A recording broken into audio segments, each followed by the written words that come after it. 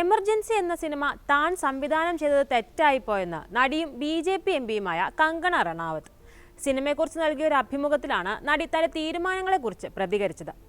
ഒരുപാട് തെറ്റായ തെരഞ്ഞെടുപ്പുകൾ നടത്തിയിട്ടുണ്ടെന്നും നേരിട്ട് സിനിമ സംവിധാനം ചെയ്യാൻ തീരുമാനിച്ചതും സ്ട്രീമിംഗിലേക്ക് പോകുന്നതിന് പകരം തിയേറ്റർ റിലീസ് തിരഞ്ഞെടുത്തതും അവയിൽ ചിലതാണെന്നും നടി പറയുന്നു. Central board for film certification സിനിമയുടെ റിലീസ് മാസങ്ങളോളം തടഞ്ഞത് തന്നെ ഭയപ്പെടുത്തിയെന്നും ഇങ്ങനെയായിരുന്നെങ്കിൽ താൻ സിനിമ തിയേറ്ററിൽ റിലീസ് ചെയ്യുന്നതിന് പകരം സർട്ടിഫിക്കേഷൻ ഒഴിവാക്കാൻ OTTയിൽ റിലീസ് ചെയ്യുമായിരുന്നുവെന്നും നടി പറയുന്നു. ഏതൊക്കെ ഭാഗങ്ങൾ സെൻസർ ചെയ്ത് ഒഴിവാക്കുമെന്നും ഏതൊക്കെ ഭാഗങ്ങൾ നിലനിർത്തുമെന്ന് തനിക്ക് അറിയില്ലെന്നും കങ്കണ കൂട്ടിച്ചേർത്തു. ഇൻഫർമേഷൻ ബ്രോഡ്കാസ്റ്റിംഗ് മന്ത്രാലയത്തിന് കീഴിലുള്ള CBFC ഇന്ത്യയിൽ തിയേറ്റർ റിലീസ് ചെയ്യുന്ന സിനിമകൾ കാഴ്ചക്കാർക്ക് അനുകൂലമാണോ എന്ന് നിരീക്ഷിക്കാനുള്ള സംവിധാനമാണ്. ഇന്ദിരാഗാന്ധിയെയും അടിയന്തരാവസ്ഥയും പരിഹസിച്ച് അന്നത്തെ ജനതാ പാർട്ടി എംപിയായ അമിത് നഹാത സംവിധാനം ചെയ്ത കിസ്സ കുർസിക്ക എന്ന സിനിമ മാത്രമേ അടിയന്തരാവസ്ഥയെക്കുറിച്ച് പറഞ്ഞിട്ടുള്ളൂ. അതിന്റെ മുഴുവൻ പതിപ്പുകളും ഇന്ദിരാഗാന്ധി സർക്കാർ നശിപ്പിച്ചിരുന്നു. കോൺഗ്രസ് സർക്കാരല്ല ഇപ്പോൾ എന്ന ആത്മവിശ്വാസത്തിൽ ഇത്തരമൊരു സിനിമ ചെയ്തത് തിരിച്ചടിയായി. ഇന്നത്തെ തലമുറ ഇന്ദിരാഗാന്ധിയെക്കുറിച്ചുള്ള സത്യങ്ങൾ മനസ്സിലാക്കിയാൽ ഞെട്ടും, കങ്കണ പറയുന്നു. അടിയന്തരാവസ്ഥ കാലത്തിന് ശേഷമുള്ള ഇന്ദിരാഗാന്ധിയുടെ ജീവിതവും ഓപ്പറേഷൻ ബ്ലൂ സ്റ്റാറും അടക്കമുള്ള വിഷയങ്ങളാണ് എമർജൻസിയുടെ ഇതിവൃത്തം.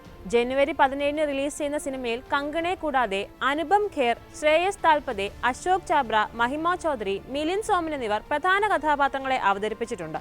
ഇതിനിടെ എമർജൻസി പഞ്ചാബിൽ പ്രദർശിപ്പിക്കാൻ അനുവദിക്കില്ലെന്ന് ശിരോമണി ഗുരുദ്വാര പ്രബന്ധക് കമ്മിറ്റി പറഞ്ഞു. സിഖ് സമുദായത്തെ അപകീർത്തിപ്പെടുത്തുന്നതാണ് സിനിമയെന്ന് ചൂണ്ടിക്കാട്ടിയാണ് കർശന നിലപാടുമായി സിഖ് സമുദായത്തിന്റെ മിനി പാർലമെന്റ് എന്നറിയപ്പെടുന്ന SGPC രംഗത്തെത്തിയത്. അമൃത്സറിൽ ചേർന്ന SGPC എക്സിക്യൂട്ടീവ് യോഗത്തിൽ എമർജൻസി പ്രമേയം പാസാക്കുകയും ചിത്രത്തിന് സമ്പൂർണ്ണ നിരോധനം ഏർപ്പെടുത്താൻ സംസ്ഥാന സർക്കാരിനോട് ആവശ്യപ്പെടുകയും ചെയ്തു.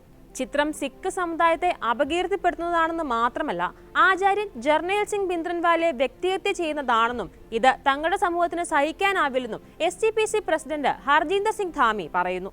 ചില ഭാഗങ്ങൾ ഒഴിവാക്കിയാൽ മാത്രമേ എമർജൻസി റിലീസ് ചെയ്യാൻ അനുവദിക്കൂ എന്ന് സെൻസർ ബോർഡ് മുൻപ് വ്യക്തമാക്കിയിരുന്നു.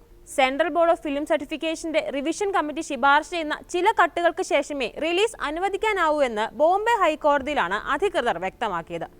റിലീസിന് അനുമതി തേടി സിനിമയുടെ വിതരണക്കാരായ C സ്റ്റുഡിയോ സമർപ്പിച്ച ഹർജിയിലാണ് സെൻസർ ബോർഡ് നിലപാട് അറിയിച്ചത്. സെൻസർ ബോർഡ് റിവിഷൻ കമ്മിറ്റി നിർദ്ദേശിച്ച ചില വെട്ടിത്തിരുത്തലുകൾ വരുത്തിയാൽ സിനിമ റിലീസ് ചെയ്യാമെന്ന് ബോർഡിന് വേണ്ടി ഹാജരായ അഡ്വക്കേറ്റ് അഭിനവ് ചന്ദ്രചൂഡ് കോടതി മുൻപാകെ പറഞ്ഞു. റിലീസ് ചെയ്യുന്നതിന് മുൻപ് സിനിമയിൽ ചെയ്യേണ്ട 11 പരിഷ്കാരങ്ങൾ ചൂണ്ടിക്കാട്ടി C സ്റ്റുഡിയോസിന് വേണ്ടി ഹാജരായ അഭിഭാഷകൻ ശരൺ ജഗ്തിയാനിക്ക് നോട്ടീസ് കൈമാറുകയും ചെയ്തു. നിർദ്ദേശിച്ചിട്ടുള്ള 11 പരിഷ്കരണങ്ങളിൽ സിനിമയിൽ ചെയ്യേണ്ട ചില കട്ടുകളും കൂട്ടിച്ചേർക്കലുകളും ഉൾപ്പെടുന്നുണ്ട്. കഴിഞ്ഞ വർഷം സെപ്റ്റംബർ 6 റിലീസ് ചെയ്യേണ്ടിയിരുന്ന ചിത്രം സിഖ് സമുദായത്തെ മോശമാക്കി ചിത്രീകരിക്കുന്നു എന്ന പരാതിയെ തുടർന്നാണ് റിലീസ് നീട്ടിവെച്ചത്.